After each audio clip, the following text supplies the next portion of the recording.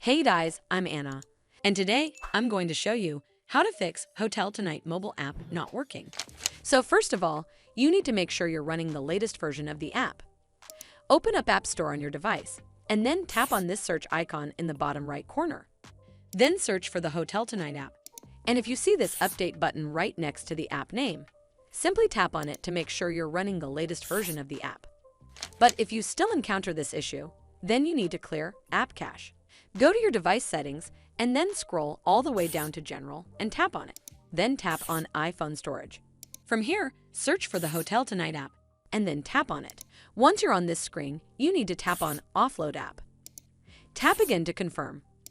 It'll take a bit for processing, and then a Reinstall button will show up. Simply tap on it to reinstall the app. This should fix the issue, but if it doesn't, then you need to completely reinstall the app. Follow the on-screen instructions to navigate all the way to the app page. Once you're on this screen, tap on Delete App to uninstall the app from your device. Once uninstalled, you need to open up App Store and then search for the Hotel Tonight app right over here in the search bar, and then click on this Get button to install it back on your device. Hopefully, this will fix the issue.